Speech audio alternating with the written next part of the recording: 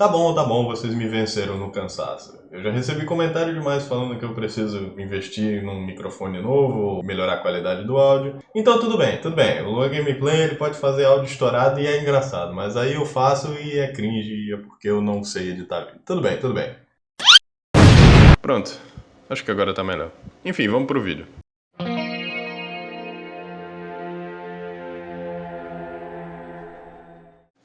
No meu vídeo passado eu falei brevemente da história dos animes em sua época de nascença e como Osamu Tezuka ajudou a formar o futurismo que iria se desenvolver no movimento cyberpunk antes mesmo de Akira, Ghost in the Shell ou Blade Runner pensarem no conceito como inspiração. E eu gostaria de elaborar um pouco sobre isso nesse vídeo.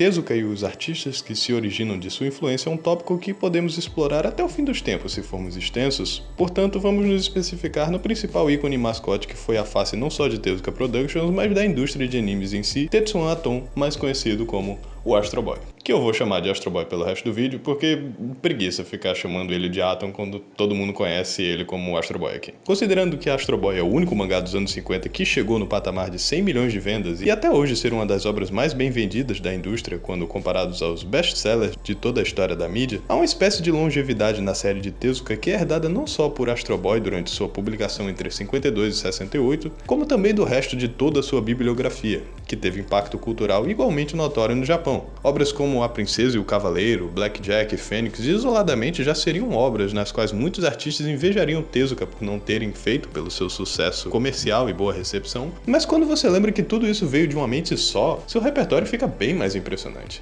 Todo e qualquer mangaka que se preze cita Osamu Tezuka como uma de suas influências para começar a desenhar, desde seus contemporâneos, dado que nos anos 50 e 60 praticamente todo o traço de mangá tentava imitar o traço dele, até nomes mais modernos como Akira Toriyama, e mais importante para esse vídeo, Naoki Urasawa, a segunda mente por trás de um dos crossovers criativos mais ambiciosos da história da indústria, Pluto.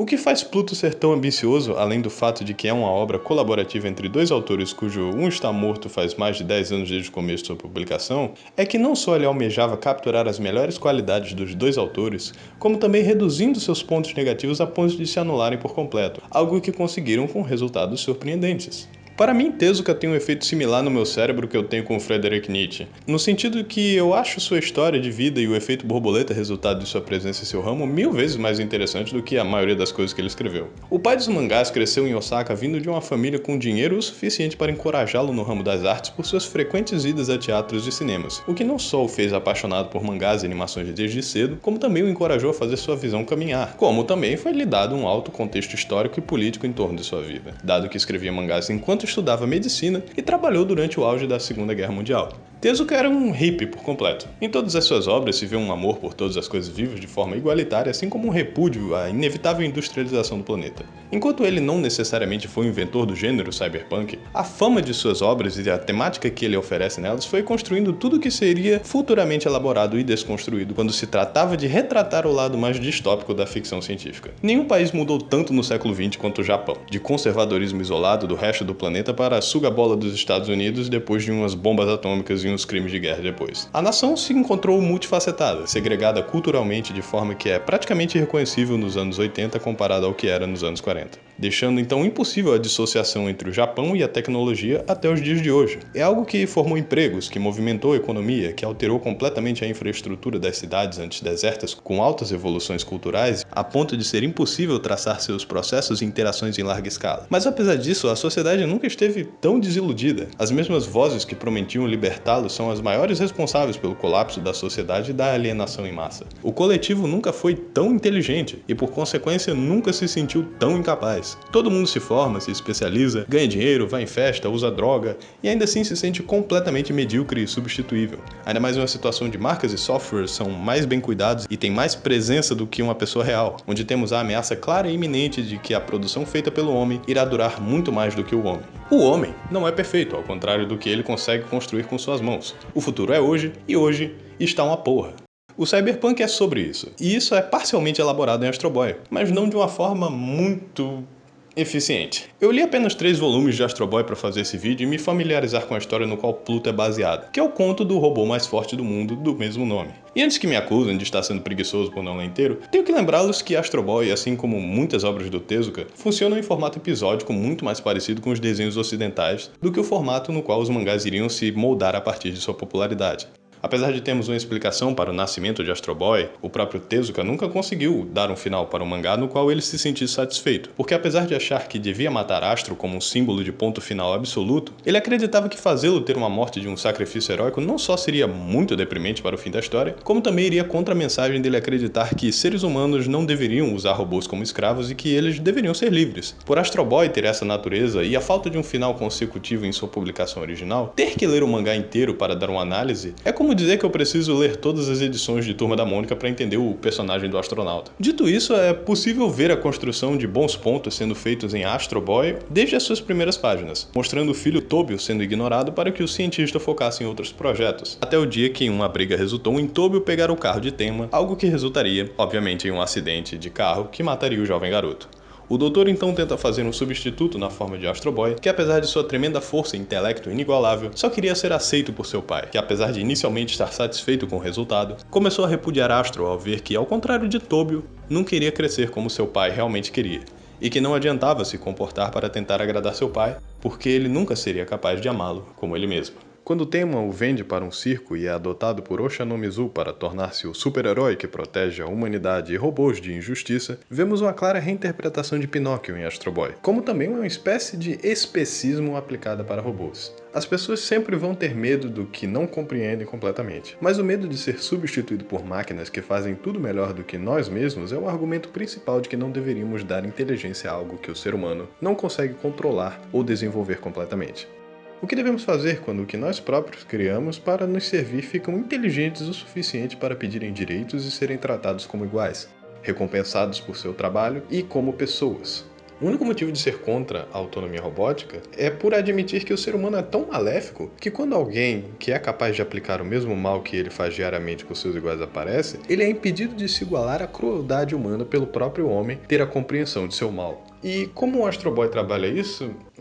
Muito mal, na verdade. As ideias claramente estão ali, mas elas são limitadas justamente pela inconsistência na produção de Tezuka como artista e criador. O cara fez 700 volumes em vida de histórias diferentes, e apesar de ser um número impressionante, todo esse tempo trabalhando freneticamente significa que ele diminuía seu repertório e experiência de vida ao não parar de trabalhar para refletir mais em seu conteúdo e se renovar. É uma pena porque quando ele toma o tempo dele para realmente raciocinar numa obra e numa história, ele excede, como demonstro no meu vídeo sobre Fênix, mas pelo próprio padrão que ele criou para si, ele raramente podia fazer isso. Apesar de ele ter uma alta vivência diferenciada, a escrita de Tezuka, ainda mais no começo de sua carreira, era bastante simplória. Ele estava fazendo histórias para crianças, ok, mas muitas vezes a seriedade de seus temas não bate com seu traço, quadrinização ou humor deslocado para que a obra seja tomada com a seriedade que precisa em alguns momentos. E isso não sou só eu falando. Tezuka caiu em uma decadência forte durante os anos 70 e 80 justamente por ter criado essa identidade de importante com um impacto cultural inegável,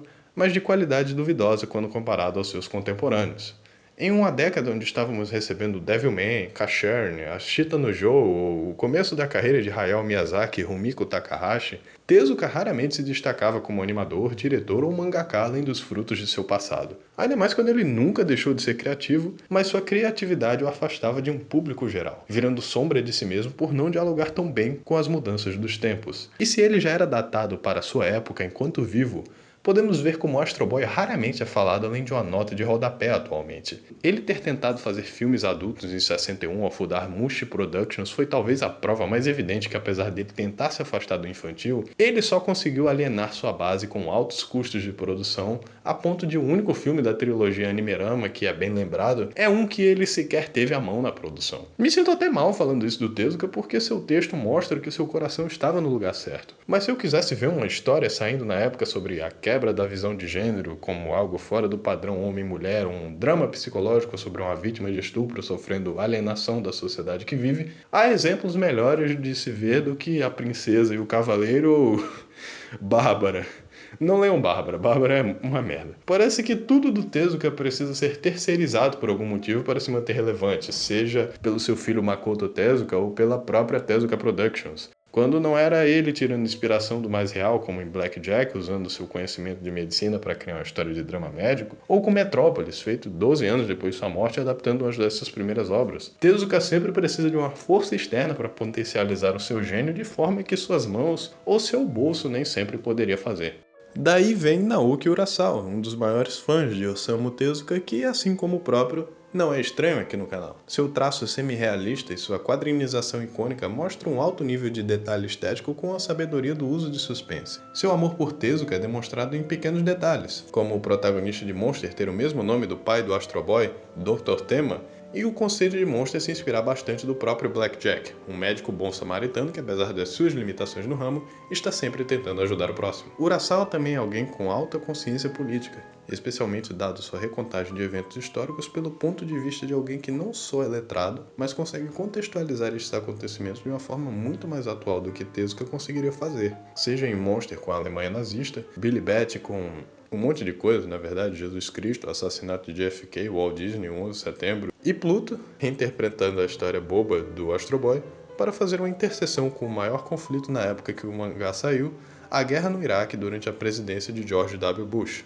Dado a demora que o anime teve para ser adaptado, muita gente esperava que a história estava traçando paralelos com o conflito em Gaza ou na Ucrânia, mas apesar de não ser o caso, a carapuça serve porque os Estados Unidos estão sempre inventando motivos para intervir no Oriente Médio para justificar sua violência militar, provando que suas temáticas são perenes de forma que Tezuka não conseguia demonstrar. O problema do Urasawa é que ele é o pioneiro do que a partir de agora irei chamar de Síndrome de Naoki Urasawa. O que quer dizer que ele faz o mesmo mangá todas as vezes que ele vai escrever, sempre seguindo a mesma estrutura, os mesmos arquétipos de plot, os mesmos personagens. É uma obra que estabelece seu começo de forma muito potente, aí ela enrola em velocidade de lesma sobre tangentes de personagens secundários, terciários e quaternários completamente paralelos do plot principal, apenas para voltar ocasionalmente no que você realmente veio para ver, que é a premissa da história para dar um final meia bomba pro resto. É por isso que nunca me interessei em fazer vídeo de 20th Century Boys, porque é um Monster mais longo sobre se o Johan tivesse ganhado, da mesma forma que Billy Bat é só Monster se o Johan fosse o Mickey Mouse.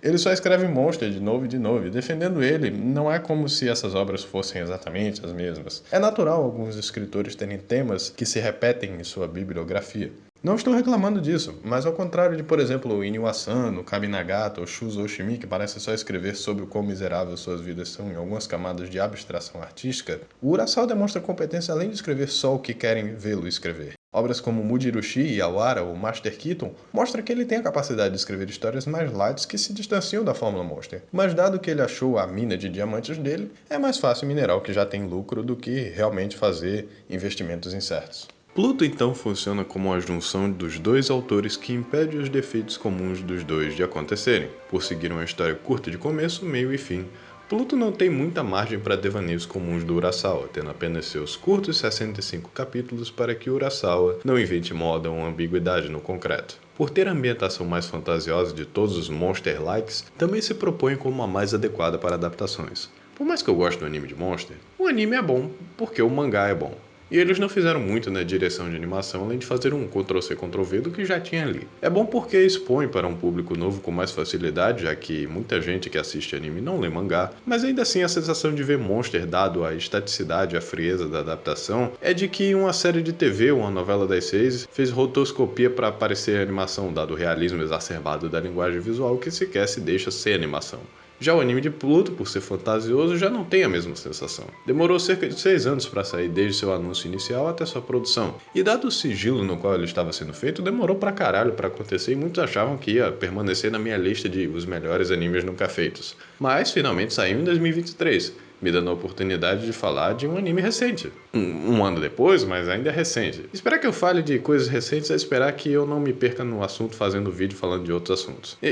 Eu tento, tá? Pluto já se diferencia da história de origem do robô mais forte do mundo quando decide pôr como ponto de vista não as batalhas de Pluto e seu encontro com Astro, mas sim pelo policial da Europol Gesicht, em um drama investigativo sobre como Pluto está misteriosamente destruindo todos os 7 robôs mais fortes já criados, tendo uma origem desconhecida e com sua única pista sendo os chifres que deixa utilizando objetos na cabeça dos mortos. Gesicht então tenta descobrir como parar o robô enquanto vemos uma perspectiva de um por um até eles serem completamente eliminados. É de fato incrível o quão bem adaptado esse anime foi. Ver o traço do Urasawa em um anime atual 20 anos depois de Monster é uma comparação de se assustar. Similar, mas ainda assim aprimorado. Muitas pessoas ficaram apreensivas do anime sair como produção original da Netflix, dado que eles tendem a ser bem inconsistentes na qualidade de obras que financiam ou seu formato de lançar episódios de uma vez ou em levas, que dificulta a discussão simultânea quando comparado a uma exposição semanal onde todos assistem no seu próprio tempo.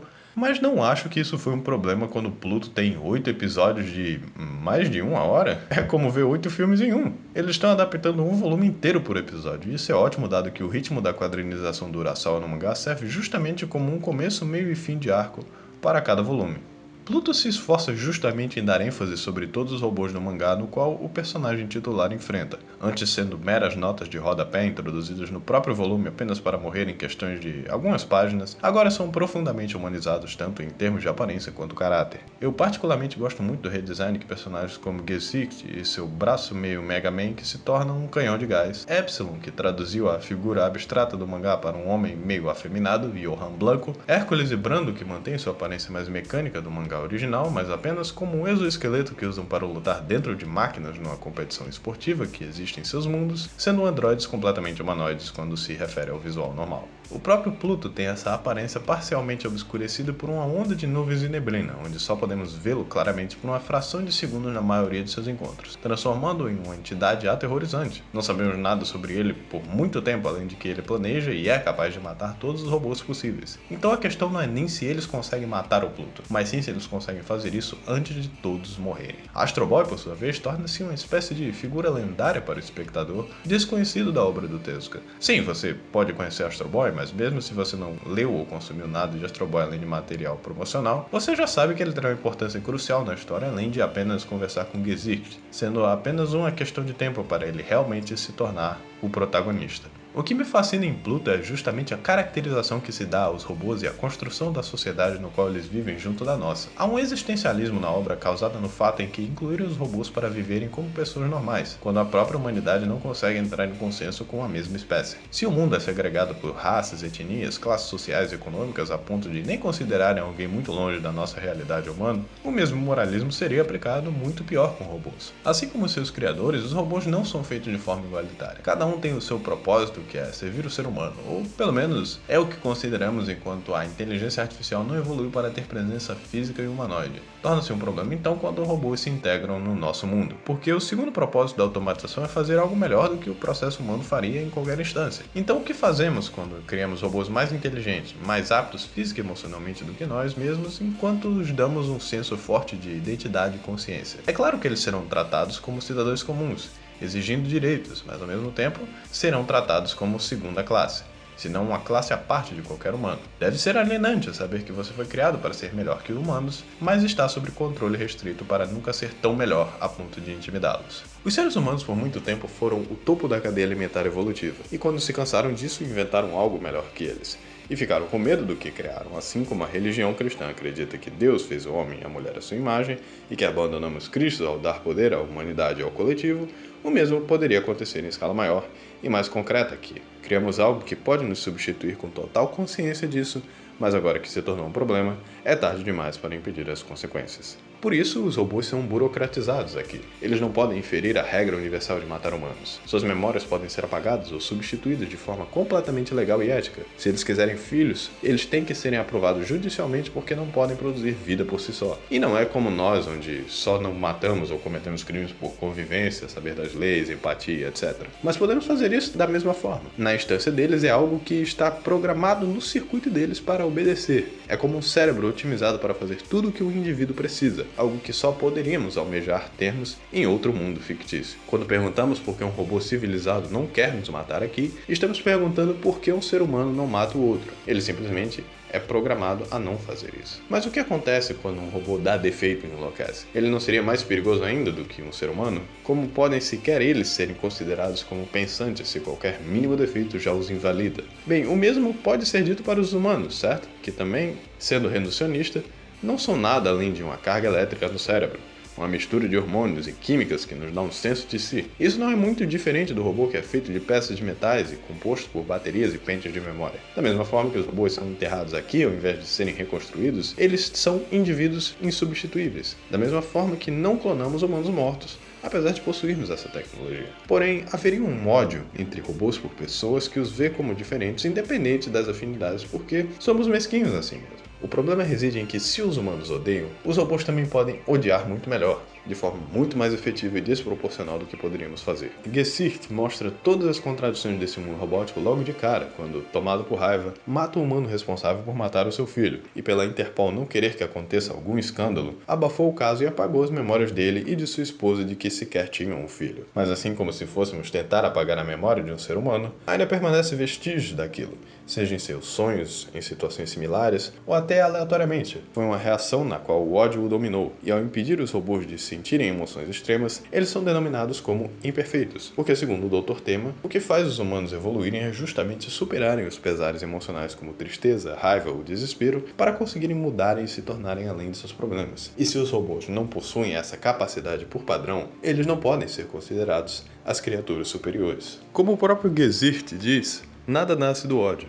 É uma máquina de destruir a si e ao próximo que, ao afligir o outro, só fará ela ser compartilhada. A prova disso é o desenrolar da história voltado sobre os 7 robôs mais fortes do mundo e sua relação na guerra entre a Pérsia e os Estados Unidos da Trácia? A história é praticamente sobre o combate da Al-Qaeda nos Estados Unidos, mas dar nome aos demônios tá errado? Tá, Estados Unidos da Trácia. O rei Darius XIV, assumindo a posição de Saddam Hussein em Pluto, era apenas um sultão que contrata alguém para fazer Pluto para mostrar que ele é o mais forte e completar sua visão. Pluto não sente prazer nem desprazer em derrotar os outros robôs, tratando aquilo apenas como uma obrigação na qual ele foi criado na história original. E para derrotá-lo bastou o astro receber um upgrade que aumentava suas medidas de cavalo-vapor. Aqui Darius foi preso político após comandar a Pérsia como um ditador, usando de robôs com supostos superpoderes para ameaçar a economia mundial e destruir o planeta, que justificou todos os 7 robôs a se envolverem na guerra e matar todos os outros. Ou pelo menos é o que se parece inicialmente. Nem mesmo os robôs envolvidos têm a certeza de que mataram por motivos justos ou se aquilo era só uma tática de dissuasão de guerra. Bastou apenas uma vaga ameaça para um país inteiro ser taxado de uma nação de terroristas, justificando a morte de inocentes para fomentar a economia de guerra dos Estados Unidos da Trácia. Muito como bastou apenas um grupo terrorista fazer um único atentado para dizer que todo muçulmano nascido do Oriente Médio era um jihadista nos olhos americanos. E como eles são a maior força da economia mundial, eles tiraram vantagem tanto na guerra quanto na imagem pública. Nisso, os Estados Unidos, da Trácia, claro, criaram seus próprios inimigos, pois o robô, que era feito para terraformar os desertos, agora virou um projeto de destruição de massa por vingança das pessoas que morreram na Pérsia, o Bora. Bora! Bora! Bora! Bora! Bora! Bora, Bill! Porra, piada previsível, eu sei, mas eu tenho culpa, eles até mostram flor preta no anime. O ministro da ciência da Pérsia, Abdullah, que na verdade foi personificado por um robô chamado Code, decide colocar a mente de seu filho Sarraj em uma máquina de ódio absoluta que é o Pluto. Pluto odeia absolutamente tudo dado sua programação forçada, incluindo a si mesmo. Antes sendo um pacifista que apenas queria encher o planeta de flores, agora se encontra indo contra tudo que um dia jurou ser. Mas mesmo estando ciente disso, não consegue parar de continuar a ser o monstro que se tornou. Com todos os robôs destruídos, sobra Astro Boy para cuidar de Pluto. Mas ao invés de seu power-up ser apenas um upgrade técnico, há um dilema moral agora sobre o procedimento, mostrando que ele poderia ser consertado após ser devorado pelo robô gigante, mas teria que passar por um processo de instalar um programa que colocasse a consciência do equivalente de todas as pessoas vivas no planeta, cerca de 9 bilhões no total, dentro de seu cérebro. Somado com o chip de memória de Gesicht instalado nele após sua morte, ele consegue acordar na força do ódio. Mas ao lutar com Pluto e tentar se vingar dos mortos, ele lembra-se dos últimos momentos de Gesicht, lembrando que nada nasce do ódio. Quando Gesicht trabalhava para salvar os humanos, ou quando salvou um robô de ser sucateado para ser seu filho, ele não fazia por ódio. Quando Epsilon adotou as crianças refugiadas da guerra, não foi por ódio. E até mesmo Pluto, sendo moldado inteiramente por ódio em seu corpo, tinha a compreensão de que aquele ódio era produto de outra pessoa. E ao superarem tais emoções negativas, eles se uniram ao inimigo maior, que era o Bora. Uma mente humana colocada dentro de um robô, que se ativaria quando todos os outros fossem eliminados para destruir a Terra, formando a erupção de um supervulcão. Gesicht, Epsilon, Atom e até Pluto podem ser considerados os robôs mais humanos possíveis, não só por terem sentido o ódio absoluto, mas também por superá-los e ver além de seu potencial destrutivo. É talvez cedo demais para debater a aplicabilidade de como robôs serão na prática, quando as inteligências artificiais darem uma oportunidade da revolução robótica acontecer. E talvez seja por isso que tivemos desde Osamu Tezuka até Naoki Urasawa para teorizarmos sobre a possibilidade. Dado que a história original de Tezuka se passava em 2003 e Pluto começou sua publicação no mesmo ano, é poeticamente justo ver o quanto esses temas irão ser atuais e universais por falarem muito bem das emoções e relações causadas por nossos atos e os de outros. E aí? Se quando houver um genocídio humano porque fomos incompetentes demais para prevenir nossa própria queda, pelo menos vamos deixar obras pique como Pluto para trás. Assim os robôs podem mostrar que até em interpretação eles são melhores do que a gente, conseguindo coletivamente parar o ciclo de ódio destrutivo entre suas criações. Muito obrigado por assistir esse vídeo. Agora que o ano está acabando, eu vou poder lançar mais algumas coisas com um pouco mais de frequência. Não muita, mas imagino que vai ser legal acompanhar, então sinta-se livre para comentar, dar like e se inscrever e tal. Essas coisas de sempre. Me seguir nas outras redes sociais também é sempre bom. Caso você queira me dar uma força a mais, me dar um dinheirinho, você pode ser membro no canal, onde você vai ter acesso a meus roteiros e também terá seu nome aparecendo nesta tela aqui. É isso, não tem muito mais a oferecer, mas é alguma coisa que eu posso dar. Muito obrigado mais uma vez pelo seu tempo e até mais.